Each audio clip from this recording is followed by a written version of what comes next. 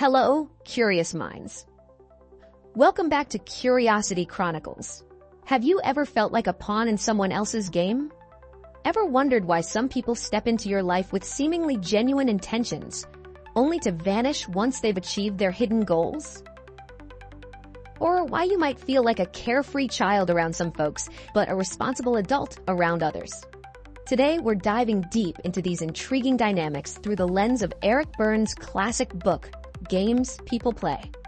We'll uncover the psychological games people engage in, the hidden agendas behind them, and how you can recognize and navigate these complex interactions. So grab a seat, maybe even a notebook, because this is going to be an enlightening journey. And if you're ready to level up your understanding of human relationships, hit that like button. It might just be the most straightforward interaction you have today. Let's get started.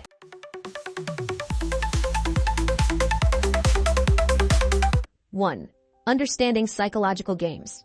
First off, what exactly are psychological games?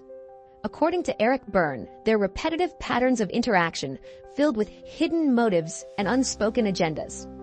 These aren't innocent pastimes. They're complex maneuvers people use to fulfill unmet emotional needs or to avoid confronting deeper issues. Think about it. Have you ever been in a conversation where you felt there was more going on beneath the surface? Perhaps someone says one thing but means another, or situations escalate without any apparent reason. These are signs of psychological games at play.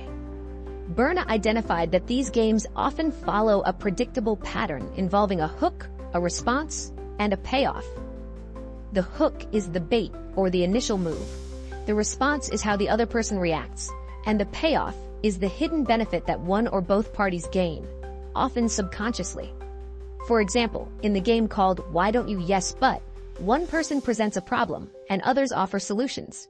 However, every solution is met with a yes, but effectively dismissing all advice.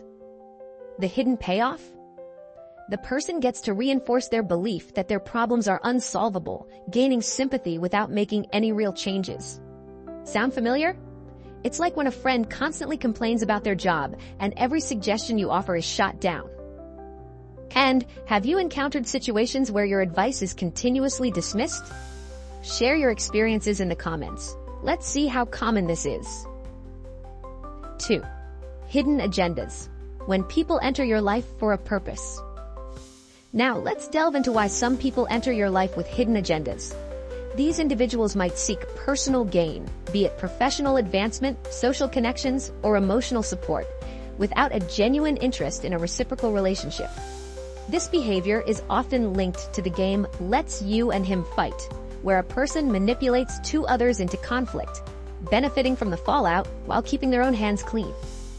Let me share a story.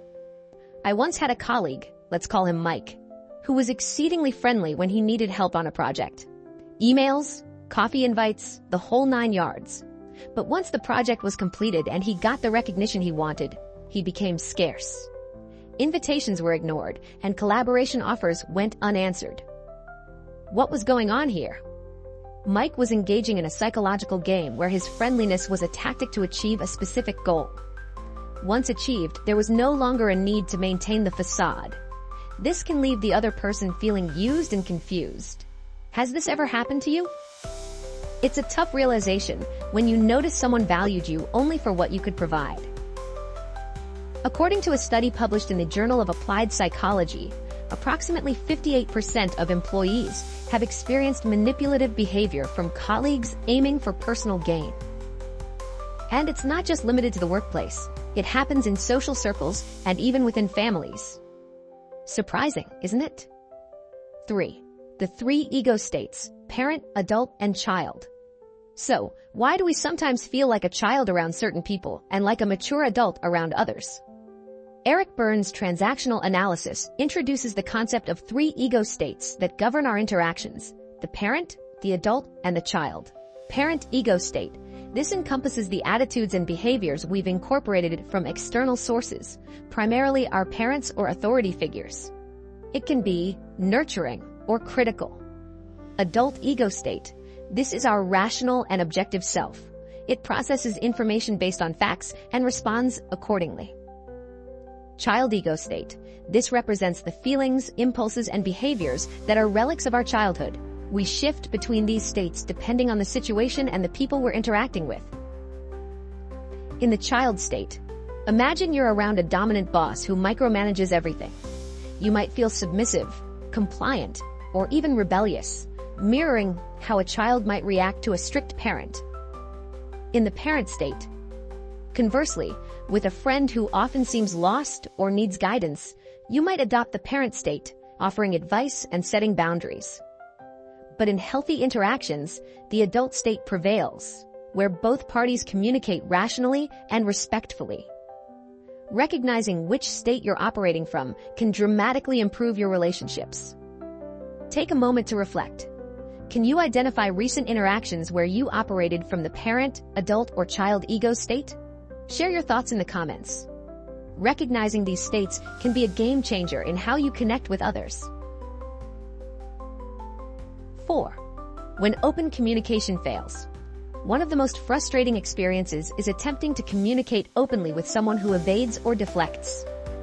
This is often a sign of deeper psychological games at play, such as, "Now I've got you, you son of a," where one person avoids accountability by turning the tables. Imagine trying to discuss a recurring issue with a partner or friend, only for them to respond with, "I can't deal with this right now," or "You're always bringing up problems."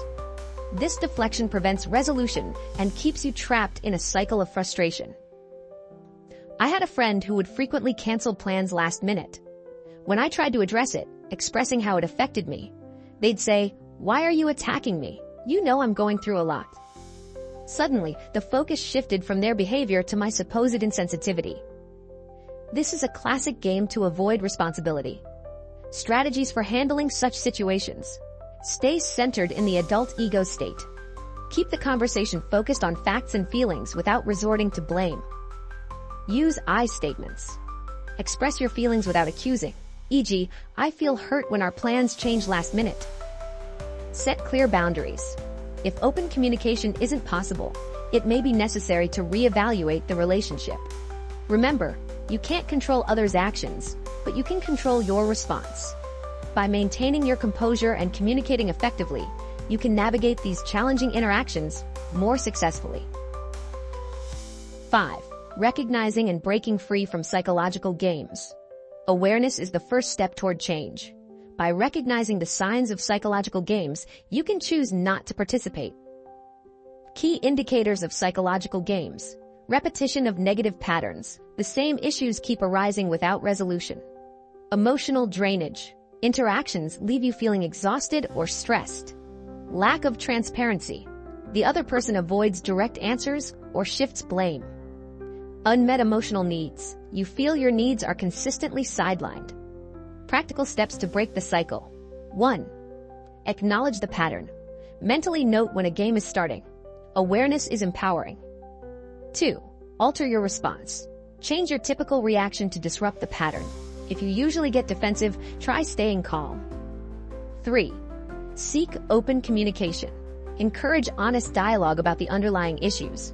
Sometimes simply asking, "Can we talk openly about this?" can shift the dynamic.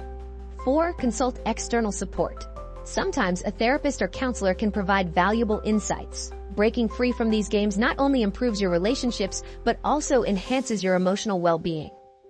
6. The impact of psychological games on relationships.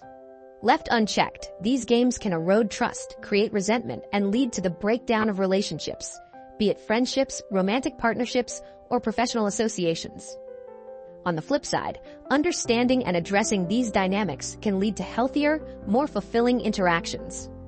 It fosters an environment where open communication thrives, and mutual respect is the norm. A study in the Journal of Social and Personal Relationships found that couples who actively work on communication skills report a 47% increase in relationship satisfaction. Similarly, workplaces that promote transparency see higher employee retention rates.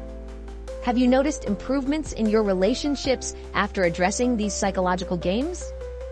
Your stories could inspire others, so feel free to share in the comments. A deep dive into the psychological games that influence our daily interactions. By recognizing these patterns, we empower ourselves to foster healthier relationships and protect our emotional well-being. Now, I challenge you. Over the next week, pay attention to your interactions. Can you spot any games being played? How might you respond differently? Share your experiences. Let's support each other on this journey toward greater self-awareness. If you found this video insightful, please give it a thumbs up. No hidden agendas here. And don't forget to subscribe to Curiosity Chronicles for more explorations into the human psyche. Until next time, stay curious and take care of yourselves.